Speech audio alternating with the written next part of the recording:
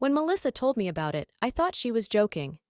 How was writing to a prisoner going to make me recover from my breakup with Dylan? Of all the crackpot ideas, this was by far the craziest one she had ever proposed to me, and for as long as I had known her, she had proposed a lot of crackpots. I still remember when she convinced me to sign up with her for a pole dancing class. She said it would be fun, relaxing even, but I came out with bruised legs and a persistent backache. Writing to a prisoner seemed like the quickest way to go underground, yet Melissa was thrilled about it and kept talking about it like it was the most exciting thing in the universe. She had known Michael that way.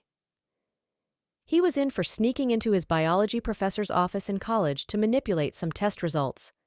A guard had caught him, there had been a scuffle, and he had punched him in the face, breaking the nose of the poor man who was doing nothing but his job.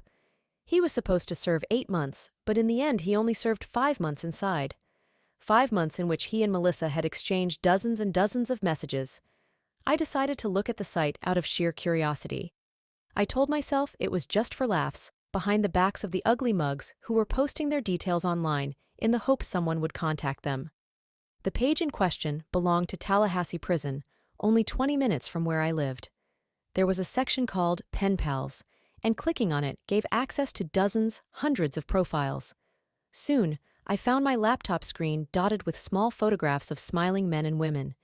They were images from days long gone, days when those people had been free. One man together with his family, another boasting a big tuna caught who knows where, a woman posing in front of the mirror before leaving the house. I opened a couple of the profiles and discovered that they contained the following information: the inmate's name, serial number, the date of incarceration, and the expected date of release. Most of the profiles belonged to middle-aged men who had been in for at least 20 years, which sent shivers down my spine. I wondered what kind of crimes they had committed to have received similar sentences, but I didn't have the courage to copy-paste their names into Google to find out. I was on page 4 when my cell phone vibrated. I took it in my hands and checked the messages. Melissa had sent me a selfie with a kiss on Snapchat. I sent her a string of little hearts and locked my phone again, plunging back into discovering the inmates of Tallahassee. Most were men, many in their 20s and 30s. Almost all were single and had relatively short sentences. Some were also quite nice, but none intrigued me as much as the guy I found on page 7. He stood out among all the others because he was the only one who was neither American, Black, nor Latino. He was an Asian, a rarity in prisons, at least from what I had been able to ascertain in that long quarter of an hour. I clicked right away. The name was J.Jungkook. 27 years old, in since 2021. Expected release date, 2024. I breathed slowly. One thing was essentially clear from the picture. She was sexy as hell. Although the cut of her eyes was almond-shaped, these were big and dark, 2 black pools to plunge into. He had a mocking smile on his lips, at least 2 piercings, one on his lower lip, and one on his eyebrow, and a mullet of raven hair caressing his neck. In the photo he had posted he was wearing a tank top, holding a wrench tightly in one hand. He appeared intent on repairing a rickety old motorcycle in his garage. In the space where inmates wrote a brief description to invite people to write to him, Ian had written nothing. I found this curious, to say the least. The very absence of an invitation to write was a calamine for me that was virtually impossible to ignore. I wanted to say that I was a deep person, but the truth was that I liked this guy for a purely physical matter. He was so hot that he sent shivers down my arms. I clicked on Get in Touch and discovered that a subscription was required to do so. I bit my lower lip. Then my mother threw open the door to my room, causing me to gasp. "Clara, I've been calling you for at least 5 minutes." Her tone was exasperated. "Dinner is ready." I shut the computer as suddenly as if I had been caught watching porn. I sat up quickly, vaguely aroused. My heart was pounding in my chest, but I wasn't sure if my mother was solely to blame. I put my headphones in my ears and opened my favorite playlist, R&B. Then I opened Snapchat and wrote to Melissa. "Hey Mel. Oi. I hate you." What did I do? I rolled over on my side. My fingers ran over the keyboard imprisoned under the display glass. I looked at that idiotic site, the one from the prison in Tallahassee. And I found someone intriguing. Wow!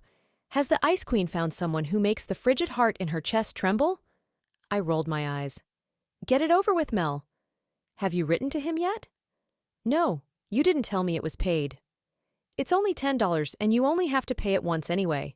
I think it's to cover the prison's internet expenses. It seems crazy to me to talk about these things. About money? About internet subscriptions? I emitted a light chuckle.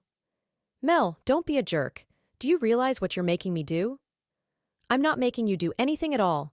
I just told you about this possibility. And then you know how happy I am with Michael. Michael was in for crap. Technically, he was in for trespassing, burglary, falsifying documents, assaulting a public official. Okay, when you say it like that, it sounds psycho. Exactly. And yet instead, he's a really good guy. Clara, you don't know what this guy is in for. Maybe it's nothing so catastrophic. If you like him, write to him. At worst, you will have thrown away $10. You shouldn't have to incentivize me. I'll tell you what. In the meantime, link me to this guy's profile. I bit my lower lip. I closed the Snapchat app and opened Safari, then Googled Tallahassee Prison and opened the first result. This time, I typed the name directly into the search bar, but entered only Ian because I could not remember the rest of his complex name. 18 results came up, all contained on a single page. Locating him was easy. He stood out like a diamond amidst a handful of coal. I shared the page with Melissa. After a few seconds, she wrote to me. Okay, if I wasn't practically engaged to Michael, I confess I would write to him too. In my opinion, you are very wrong to hesitate. Do you? Sure. What can happen anyway?